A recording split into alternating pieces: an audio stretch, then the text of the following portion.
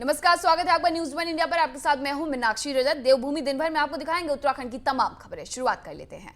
पूर्व सीएम हरीश रावत ने आज मतदान के बाद देहरादून के एक निजी होटल में पत्रकारों संग भोज का आयोजन किया, जिसमें उन्होंने पत्रकारों से कहा कि आने वाले समय में कांग्रेस पूर्ण बहुमत की सरकार बना रही है, जिसका प्रभाव सीधे तौर पर इस बार जनता में देखा गया है। साथ ही उन्होंने मुख्यमंत्री चेहरे को लेकर कहा कि ये केंद्रीय आलाकमान तय करेगा कि किसे मुख्यमंत्री बनाना है, लेकिन इशारों में वो अपने लिए भी मुख्यमंत्री बनना स्पष्ट कर गए। वहीं उन्होंने पूर्व सीएम त्रिवेंद्र रावत के हटाए जाने को लेकर भी कहा कि बीजेपी आज तक ये नहीं बता पाई कि उन्हें किस कारण से हटाया गया। साथ ही उन्होंने बीजेपी के तमाम नेताओं द्वारा दिए गए बयानों पर बोलते हुए कहा कि जिस तरह से बीजेपी के नेता बयान दे रहे थे, उससे लग रहा था कि बीजेपी हतोत्साहित हो गई है। प्रदेश की जनता इस बार महंगाई, भ्रष्टाचार और बेरोजगारी के खिलाफ मतदान किया है, जिसके चलते कांग्रेस पूर्ण बहुमत की सरकार बना रही है।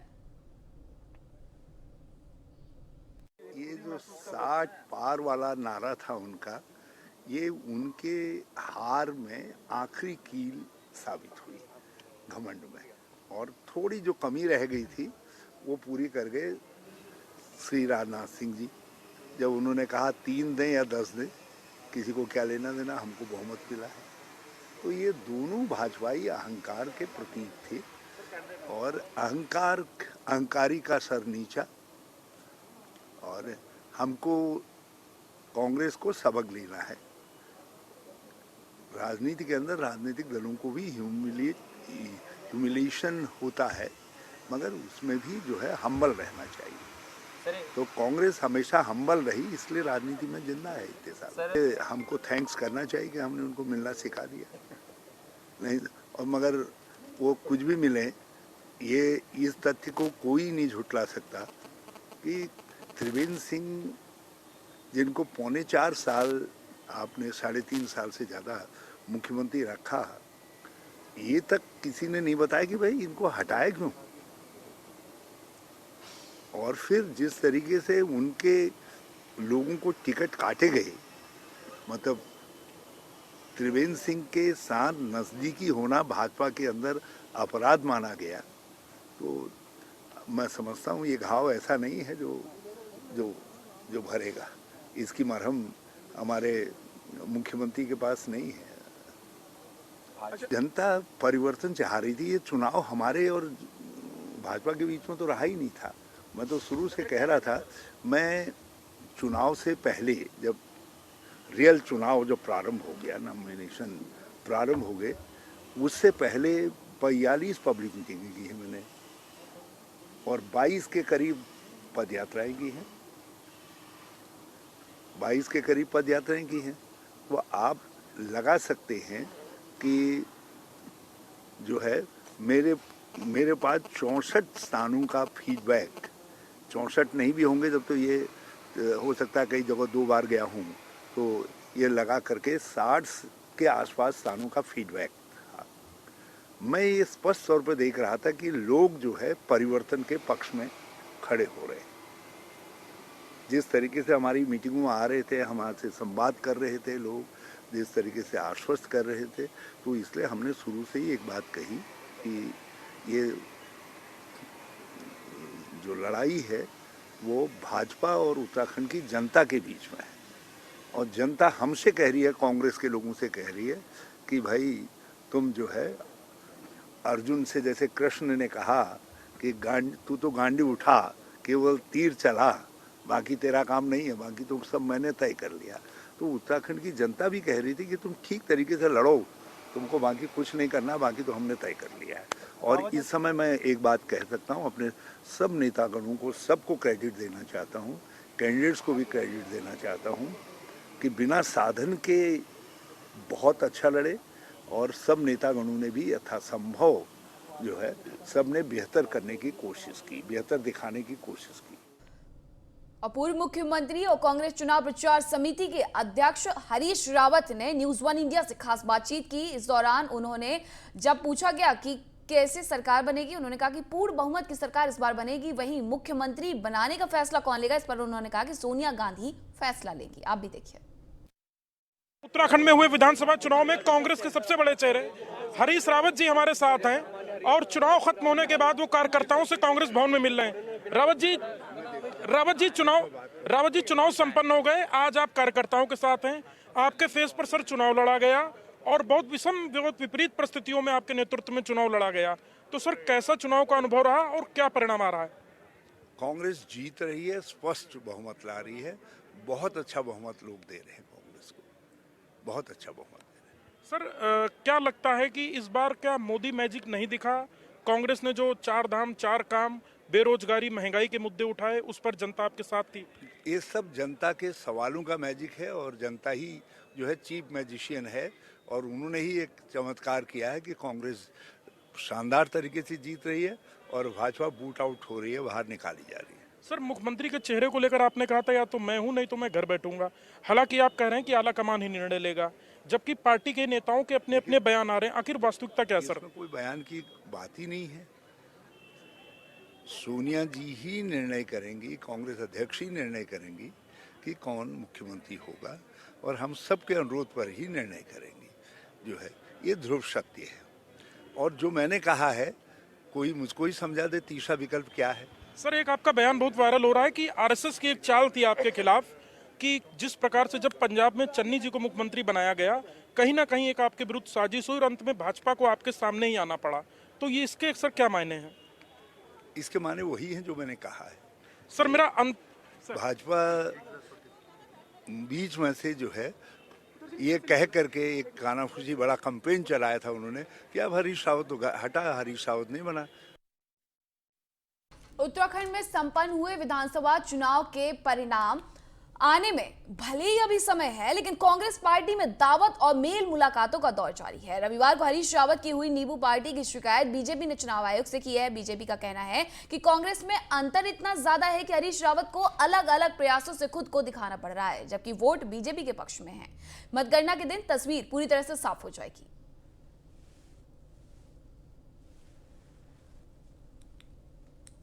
ऐसा क्यों? देखिए, मुझे लगता है कि कांग्रेस पार्टी एक वातावरण बनाने का प्रयास कर रही है। जो पोस्टल बैलेट है, जो सर्विस बैलेट है और जो फौज का वोट है, वो इस तरह से जताना चाह रही है जैसे हम बहुत आगे होंगे और इससे हमको बढ़त मिल जाएगी। लेकिन सब लोग समझदार हैं। उत्तराखंड की जनता ने जो जनादेश दिया है नरेंद्र भाई मोदी के नाम पर, पुष्कर सिंह धामी के नेतृत्व में जो सरकार चली है, उस सब के नेतृत्व में निश्चित रूप से भारतीय जनता पार्टी को उत्तराखंड के गाँव, घर घर और माताओं और बहनों का जो प्रचंड आशीर्वाद प्राप्त हुआ है, निश्चित रूप से भारतीय जनता पार्टी की सरकार बननी है। तो ये दावतें दे रहे हैं नींबू पार्टी और भोजन करा, ये इनका अपने दल में भी आपसी अंतरकलह है, वहां भी बढ़त हासिल करने के लिए इनका इस तरह का कंपटीशन इनका चलता रहेगा। बिशन सिंह चौफाल ने न्यूज 1 इंडिया से खास बातचीत की। आपको बता दें कि कैबिनेट मंत्री और डीडीहाट से बीजेपी प्रत्याशी हैं चौफाल। उन्होंने कहा कि उत्तराखंड में बीजेपी के पूर्ण बहुमत की सरकार बन रही है और इस बात पर किसी को भी शक नहीं होना चाहिए। वहीं भीतरघात की आशंका पर उन्होंने अपने व्यक्तिगत विचार भी रखे और कहा कि पार्टी फोरम में भीतरघात की बात रखी जानी चाहिए। विधानसभा चुनाव में उन्होंने कहा कि मोदी मैजिक चला है और प्रधानमंत्री मोदी के नाम पर वोट पड़े हैं। में कैबिनेट मंत्री रहे और पिथौरागढ़ जिले से डीडीहाट विधानसभा सीट से भाजपा के प्रत्याशी बिशन सिंह चौफाल जी हमारे साथ हैं। पिथौरागढ़ से लौट चुके हैं, इनसे बातचीत करेंगे। चौफाल जी, चुनाव में आपने क्या देखा, विशेषकर कुमाऊं में क्या कंपटीशन कांग्रेस से कड़ा मिल रहा है भारतीय जनता पार्टी को? देखिए, इस विधानसभा चुनाव में भारतीय जनता पार्टी के पक्ष में मतदान हुआ है। इसलिए मतदान हुआ कि केंद्र की जितनी भी योजनाएं हैं उन योजनाओं का फायदा प्रदेश की जनता को मिल रहा, आम जनता को। और प्रदेश में भी भारतीय जनता पार्टी की सरकार थी। भारतीय जनता पार्टी सरकार ने जो युवाओं के लिए और जो हमारे 60 साल से ज़्यादा उम्र थे, महिलाओं के लिए जो योजना बना रखी, उस योजनाओं का फायदा भी यहाँ की उत्तराखंड की जनता को मिला, जिससे प्रदेश की योजनाओं का भी, केंद्रीय भी योजनाओं का फायदा दिखाई दिया। और इसीलिए जनता ने भारतीय जनता पार्टी के पक्ष में वोट डाला है।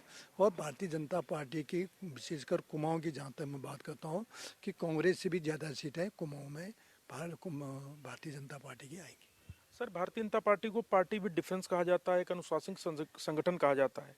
पहली बार हमने ऐसा देखा कि विधायक पद के प्रत्याशी खुद खुलकर आरोप लगा रहे हैं कि भीतरघात हुआ। चाहे हम लक्सर देख लें, यमुनोत्री देख लें या काशीपुर देख लें, आखिर ऐसी स्थिति क्यों पैदा हुई और परिणाम आने से पहले की ये बेचैनी क्या हार की ओर संकेत है?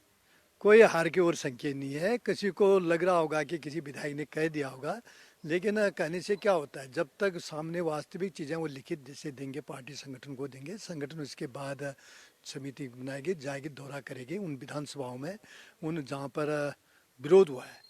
तो विरोध करने के बाद यदि कोई पार्टी का पदाधिकारी, पार्टी का कोई कार्यकर्ता यदि विरोध करते हुए दिखाए तो पार्टी उस पर कार्रवाई करती है। लेकिन इस समय तो कोई हार जीत का तो कोई प्रश्न, यदि विरोध कर दिया तो ये थोड़ी कर कि हम चुनाव हार रहे हैं। उनने कह दिया कि कुछ लोगों ने विरोध किया है, ये वाला विषय अब उन्होंने कहा होगा जरूर, लेकिन विरोध वाला विषय तभी आएगा जब उसके बाद पार्टी, जो अनुशासित पार्टी है हमारी भारतीय जनता पार्टी, उस पर तभी कार्रवाई करेगी जब वास्तव में जांच के बाद पाया जाएगा कि दोषी है, तभी उस पर कार्रवाई करेगी। सर, इस बार एक ये भी चर्चा है कि निर्दल और दूसरे दलों के विधायक भी काफी संख्या में जीत के आ सकते हैं, तो क्या माना जाए कि भारतीय जनता पार्टी उनसे बहुत तेजी से संपर्क कर रही है या कर चुकी है? दूसरा, क्या कांग्रेस के भी आपको लगता है कि ऐसी स्थिति पैदा हुई तो वो कांग्रेस की ओर भी जा सकते हैं, जिससे सरकार बनाने में कहीं ना कहीं कोई परेशानी भारतीय जनता पार्टी को आ सकती है? देखो, भारतीय जनता पार्टी पूर्ण बहुमत की सरकार थी हमारे 57 सीटें, फिर भी हमने निर्दलीय को अपने साथ लिया। तो अपनी सरकार हमारी बनी तो निर्दलीय कोई जीत के आता है तो भारतीय जनता पार्टी में यदि शामिल चाहते तो उनका स्वागत है, उनका सम्मान होगा। उत्तराखंड सरकार में कैबिनेट मंत्री रहे। और उत्तराखंड ब्यूरोक्रेसी से जुड़ी बड़ी खबर आपको बताते हैं। अपर मुख्य सचिव सीएम आनंद वर्धन ने आवेदन किया है, केंद्रीय प्रतिनियुक्ति पर जाने के लिए आवेदन किया है। उत्तराखंड राज्य सरकार की तरफ से उन्हें एनओसी भी मिल गई है और अब केंद्र से तैनाती के आदेश जारी होने का इंतजार है।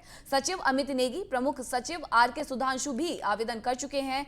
केंद्र से 2 आईएएस अफसर कर रहे हैं वापसी।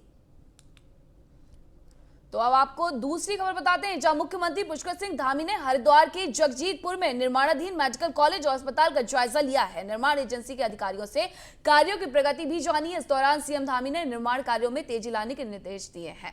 मुख्यमंत्री पुष्कर सिंह धामी ने कहा कि कार्यों में गुणवत्ता का पूरा ध्यान रखा जाए। मुख्यमंत्री पुष्कर सिंह धामी ने कहा कि अगस्त 2023 तक मेडिकल कॉलेज के प्रशासनिक भवन का निर्माण कार्य पूरा करने का लक्ष्य है। 2024 तक ये पूरी तरह से अस्तित्व में आ जाएगा। मुख्यमंत्री ने उत्तराखंड में पूर्ण बहुमत के साथ बीजेपी की सरकार बनने का भी दावा किया।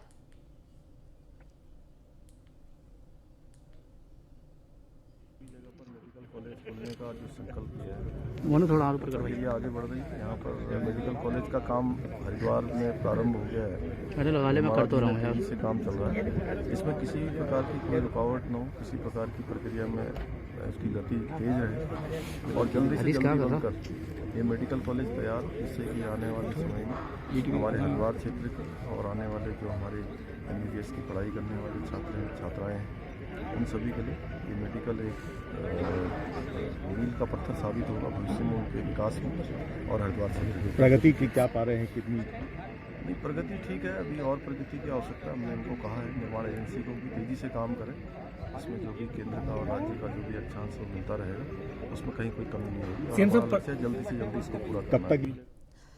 खबर हरिद्वार से। त्योहार का सीजन आते ही मिलावटखोरों की सक्रियता देखने को मिल रही है। वहीं मिलावट के चलते जनता की सेहत पर व्यापक असर पड़ता भी नजर आ रहा है। हालांकि खाद्य सुरक्षा विभाग समय समय पर ऐसे मिलावटखोरों के खिलाफ अभियान चलाता रहता है। वहीं डिप्टी कमिश्नर आर.एस. कठैत के नेतृत्व में हरिद्वार के कई खाद्य प्रतिष्ठानों पर औचक छापा मारा गया है।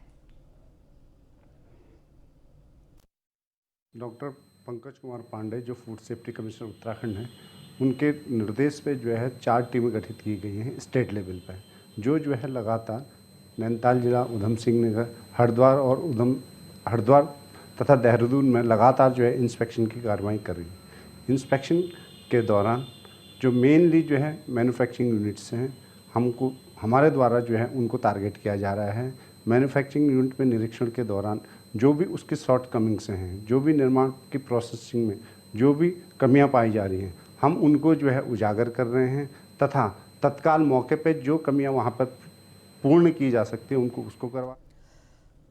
और देहरादून में दूध की कई डेयरियों पर खाद्य सुरक्षा विभाग विजिलेंस की टीम ने छापेमारी की है। जिला सुरक्षा खाद्य अधिकारी एसपी जोशी का कहना है कि कई दूध की डेयरियों में शिकायत आ रही थी, जिसको लेकर दूध, पनीर और दही के सैंपल लिए गए। अगर सैंपल में जांच के दौरान किसी तरह की खामियां पाई जाती हैं तो डेयरी मालिक के खिलाफ विभाग द्वारा कार्रवाई की जाएगी।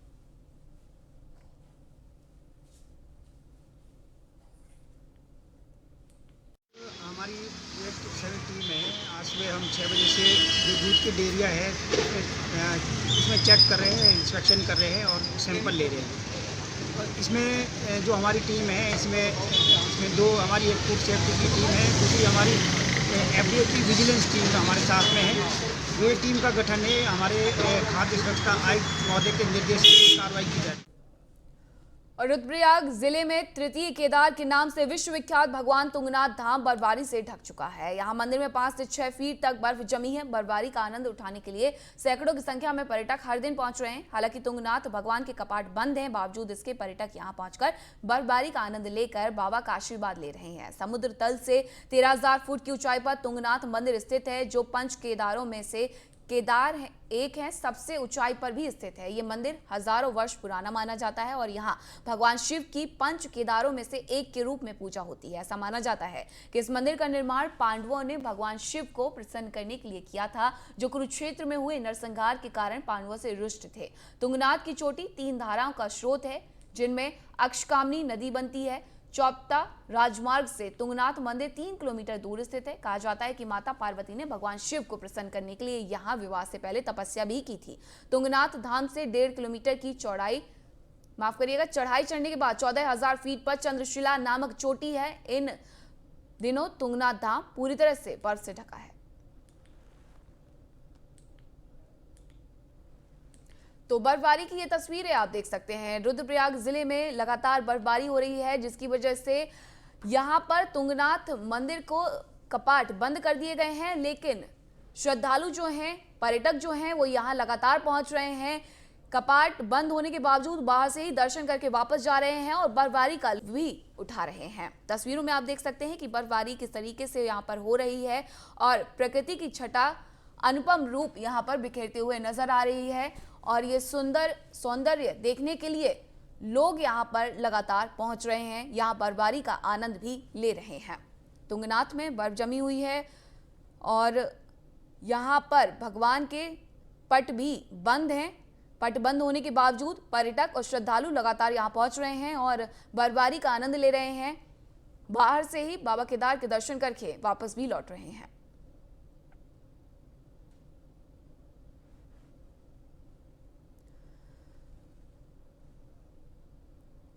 वहीं दूसरी तरफ मौसम विभाग ने 22 से 23 फरवरी को उत्तराखंड के कई हिस्सों में बारिश की संभावना जताई है। इसके साथ ही मैदानी क्षेत्रों में तेज रफ्तार से हवाएं चलने का भी अनुमान है। मौसम विभाग के निदेशक विक्रम सिंह का कहना है कि 24 फरवरी से मौसम साफ हो जाएगा।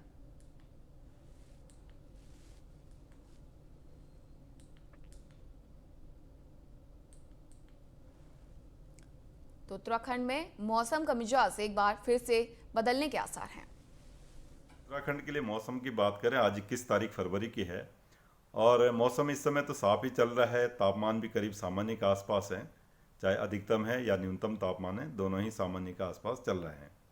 लेकिन कल 22 तारीख से जो मौसम की एक्टिविटी है वो थोड़ी बदलेंगी और आप देखेंगे कि जो एक पश्चिमी विक्षोभ है वो निकलेगा और उसका प्रभाव जो है उत्तराखंड में भी देखने को मिलेगा। तो 22 और 23 में आप ये कह सकते हैं कि जो है हल्की मध्यम तक की जो बारिश है वो प्रदेश में कुछ जगहों तक में देखने को मिलेगी, खासकर गढ़वाल रीजन और जो हमारे उत्तराखंड कुमाऊं रीजन के जो अंदर के डिस्ट्रिक्ट्स है उनमें। बाकी जो कुमाऊं क्षेत्र है उसमें isolated type activity, light activity वो रहेगी। कालाडूंगी विधानसभा के चकलुवा सूरपुर गांव के ग्रामीणों ने बन रही एथेनॉल केमिकल फैक्ट्री के लिए कई लंबे समय से उग्र प्रदर्शन कर रहे हैं। वहीं निर्माणाधीन एथेनॉल फैक्ट्री का विरोध लगातार जारी है।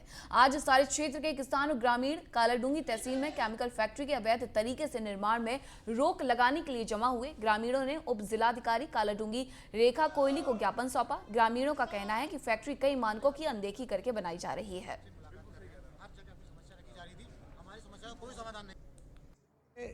जो हमारा ग्राम सभा है रामपुर चकलवा में, इसमें एक एथेनॉल का प्लांट लगाया जा रहा है। कोई अग्रवाल जी हैं हल्द्वानी, उनके द्वारा। हमारा विरोध ये है, इस प्लांट के लगने से एक तो हमारे जो क्षेत्र का है उसका ट्यूबवेलों का जल स्तर बहुत कम हो जाएगा, क्योंकि इस प्लांट में 5 एकड़ में 4-4 बोर खोद दिए गए हैं। और दूसरा, ये पोल्यूशन इससे इतना ज़्यादा होगा कि लगातार शीरा जलेगा और लगातार धुआं से आसपास बगीचे हैं, फल पट्टी है, उनके लिए पानी नहीं होगा। पोल्यूशन से पेड़ खराब हो जाएंगे, पब्लिक का रहना मुश्किल हो जाएगा। और दूसरा, इसने जो है कई मानकों में फैक्ट्री को अनदेखा करके लगाया जा रहा है इसके द्वारा। देखिए, ग्राम सूरपुर चकलवा में एक एथेनॉल फैक्ट्री जो प्रस्तावित है उसमें काफ़ी दिनों से विवाद चल रहा है। तो ये माननीय हाई कोर्ट में विचाराधीन है। जो भी आज डिसीजन उसमें आना है तो जो भी डिसीजन आएगा माननीय न्यायालय द्वारा सबके लिए मान्य होगा, उसी के अनुसार अग्रिम कार्रवाई की जाएगी। खबर देहरादून से, जहां जीएम आर राजेश कुमार का कहना है कि वो लगातार सड़कों का निरीक्षण कर रहे हैं, साथ ही संबंधित विभागीय अधिकारियों को निर्देश भी दे रहे हैं कि जो भी विभाग अपने कामों के लिए सड़कों को खोद रहे हैं वो सड़क की स्थिति को भी ठीक कर दे। फिर भी अगर कोई विभाग ऐसा नहीं करता है तो उनके खिलाफ एफआईआर दर्ज की जाएगी।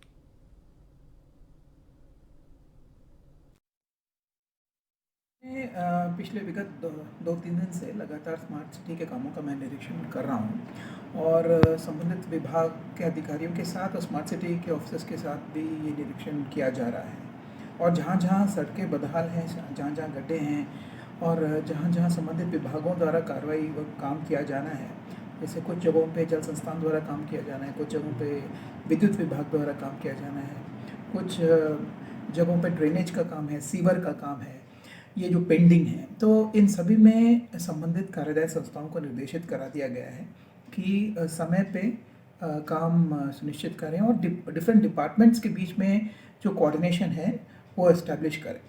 क्योंकि अमूमन ये देखा जा रहा है कि सड़कें अलग अलग कामों के लिए खोदी जा रही हैं, लेकिन उसको उसके ओरिजिनल स्टेट पे रिस्टोर नहीं किया जा रहा है।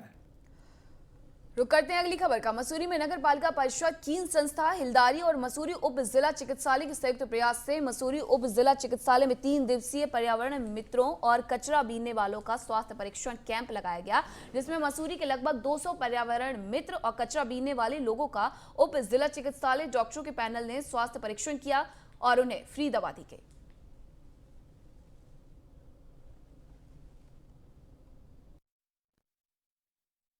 कीन और हिलदारी के और साथ ही साथ में ये अपना सिविल हॉस्पिटल के माध्यम से शहर में जितने भी पर्यावरण मित्र हैं और शहर में जितने भी कूड़ा कचरे से संबंधित व्यवसाय करने वाले लोग हैं, तो करीब 200 की संख्या यहाँ पर होने वाली है। और इस कैंप का मेन उद्देश्य ये है, क्योंकि वो लोग जो हैं कूड़े के साथ में काम करते हैं तो उसमें टिटनेस की प्रॉब्लम हो सकती है, तो इस कैंप के माध्यम से कंप्लीट उनकी सारी जाँचें जो है की जा रही हैं, चाहे आपको टिटनेस हो, चाहे हेपेटाइटिस भी हो, उनकी हाइट का भी लिया जा रहा है, उनका ब्लड शुगर और उनके न्यूट्रिशन के बारे में भी जो है जानकारी दी जा रही है। और हम ये सिविल हॉस्पिटल के सीएमओ डॉक्टर यतेन सिंह और प्रदीप राणा जी के द्वारा एक कमेटी का गठन किया गया है। इस कमेटी के अंतर्गत ये कैंप लगातार 3 दिन चलने वाला है और इस कैंप के अंदर जो हम लोगों ने सबसे अनमोल चीज़ है, जो एक डायरी बना करके दे रहे हैं, इस डायरी के अंदर कंप्लीट उनका डाटा लिखा जाएगा और ये सारी की सारी, चाहे रजिस्ट्रेशन हो, ये हॉस्पिटल की तरफ से निःशुल्क हो रहा है, चाहे यहाँ पर से दवाइयाँ हो वो निःशुल्क हो रहा है, और साथ ही साथ में जितनी भी जाँचें हैं सारे हॉस्पिटल की तरफ से ये निःशुल्क सुविधा प्रदान की जा रही है। पालिका में हिलदारी एक संस्था है और ये जो नगर पालिका अनुज गुप्ता साहब और स्वास्थ्य विभाग के हमारे सीएमएस साहब के सहयोग से कि जितने भी पर्यावरण प्रेमी ये लोग जो काम करते हैं और जो साफ़ सफाई करते हैं, उन सब का एक पूरा हेल्थ चेकअप स्वास्थ्य विभाग की ओर से रखा गया है, जिसमें उनकी संपूर्ण जांचें और उनकी हाइट वेट सब देख के उनको RT-PCR भी किया उन लोगों का, और उनको जितनी भी सेवाएं स्वास्थ्य की थी वो पूर्ण रूप से प्रदान करने की कोशिश कर रहे हैं। सर अल्ट्रासाउंड भी करा रहे हैं, जो भी इस तरह का कोई पेशेंट है उसको अगले दिन हम OPD में बुला रहे हैं, निःशुल्क उनकी जाँच होगी और निःशुल्क पर्चा बनेगा, उनकी पूरी मदद की जाएगी। पालिका में कालाडूंगी के बजनिया हल्दू से दर्जनों कांवड़िए हरिद्वार के लिए रवाना हो गए। हरिद्वार से पैदल चलकर शिव भक्त 28 फरवरी को गंगा जल लेकर शिव मंदिर पहुंचेंगे। वहीं 1 मार्च को शिवरात्रि के दिन शिवलिंग पर जल चढ़ाकर अपनी पवित्र यात्रा को सफल बनाएंगे। मैं नीरज कुमार भोले, यहाँ पर से हम 15 लोग हरिद्वार कांवड़ यात्रा पर निकल रहे हैं। उसके बाद जब हम वहाँ से पैदल यात्रा करके निकलेंगे तो 28 तारीख को हम अपने पौराणिक सिद्ध स्थल बजनिया हल्दू में पहुँचेंगे।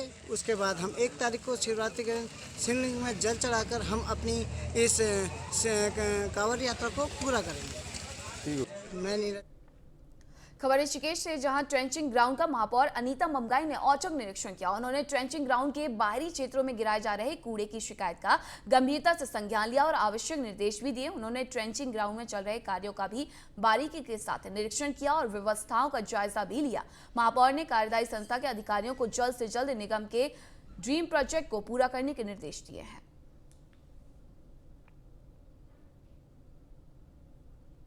देखो, जितना इसमें जानकारी प्राप्त करी, सबसे पहले तो मैं धन्यवाद करूंगी उन जागरूक नागरिकों का कि जिन्होंने कि कल उस गाड़ी को पकड़ा जो कि बाहर से चंबा से यहाँ पे कूड़ा डाला जा रहा था, और उन्होंने अपनी एक सजग पैरवी की तरह भूमिका निभाते हुए जागरूक नागरिक की तरह उस गाड़ी को पकड़ा, उसके चाबी कागज़ अपने पास ले लिए। तो उसमें जब जो ट्रेचिंग ग्राउंड पे यहाँ पे लिगेसी का काम कर रहे हैं, उसके बाद जैसे मेरे पास जानकारी हुई तो अपने अधिकारियों से भी बातचीत करी, उनसे भी बातचीत हुई। उनका मानना ये था कि चंबा में भी इन्हीं का अपना प्रोजेक्ट चल रहा है, और वो प्रोजेक्ट जो चंबा से इनका जो कूड़ा यहाँ पे आता है तो MRF कंपनी को वो देते हैं। ऋषिकेश पे उन्होंने सेंटर बना रखा है कि वहाँ से यहाँ पे अनलोड होता है, फिर लोड होके वो MRF कंपनी को चला जाता है। लेकिन यहाँ पे हम उसे भी नहीं होने देंगे, क्योंकि हम ऋषिकेश वासी इस ट्रेचिंग ग्राउंड के गोविंद नगर में जो ट्रेचिंग ग्राउंड है इससे इतने दुखी हैं कि आप देख रहे होंगे हमारी उम्र दराज माताएं बहनें भाई अपना रोजगार छोड़ के, बिजनेस छोड़ के सारे सुबह से बैठे हुए हैं। तो कितनी परेशानी वो लोग झेल रहे हैं, जो कि एक नासुर बन चुका ये ट्रेचिंग ग्राउंड पूरे ऋषिकेश के लिए है। तो हम बाहर से कोई भी गाड़ी यहाँ पे नहीं आने देंगे।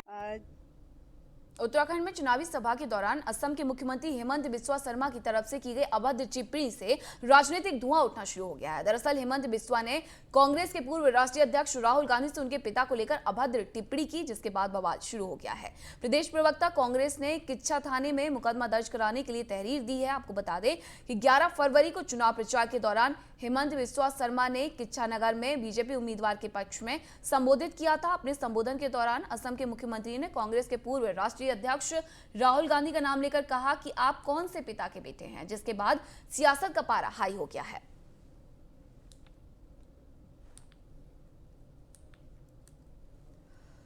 और मेरे साथ इतना ही, देखते रहिए।